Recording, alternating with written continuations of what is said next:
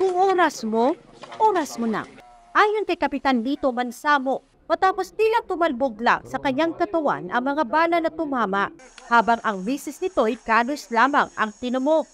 Tinambangan kasi ang mag-asawa sa Barangay Dato sa Lumay, Marilog, Davao City at pinaulanan ng bala habang binabaybay nila ang daan patungo sana sa barangay sesyon. Ni minor ko dito siya ni atang skilid. Pag minor niya, bigyan ko niya og 9mm. Atubangan yun ako. Nakabantay ka? Kabantay ko sir kay pag-ana niya pictus man ritso. So wala ko mataranta sir. Gigunitan akong ulo sa asawa gipa kulob na ko sa transit. So gibusdakan og M16 tong kuan. Dito tirahan na may M16 na gyud. Asa nakapunteriya? Sa ako gyud. Na sila sa tubangan? Oh, na sa kuan sir tubangan. So, ako naatan na ng bala gyud sa kuan. Sir igo o kana na.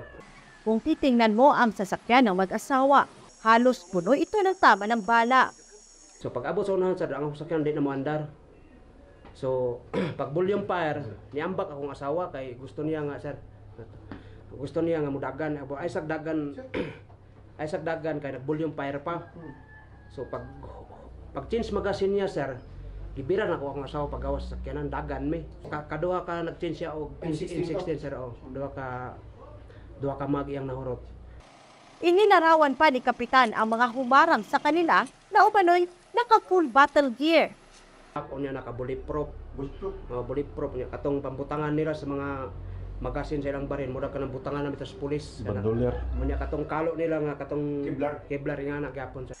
Ang ipinagtataka ng mga nakabalita, hindi tumago sa katawan ni Kapitan Lito ang mga bala matapos siyang tamaan ng 2 beses sa balikat at sa paa.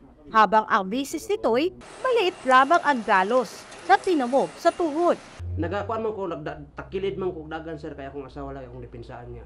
Dili po na ko So isampungan ni may mga asawa? Sampungan ako asawa. So dagan mo tong ako'y tama dire, ug katong dire. Wa ni dulos? Wala pa. Sa crime scene naman, naabutan pa ng brigada ang mga nagkalat na mga basyo ng bala. Dagdag ng opisyal na wala siyang natanggap na banta sa kanyang buhay at wala umano siyang nakaaway o atraso. Istoryahon ta nga sayop ng imong gibuhat. Dili kay mamaril mo diretso. Pareha baya ta natay mga pamilya. Ilan naman sa mga residente ang naniniwala may tinatagong anting-anting si Kapitan Lito. Ngunit ayon sa kanya, Ay, wala imposible sa Ginoo sir, og dili pa ginato oras.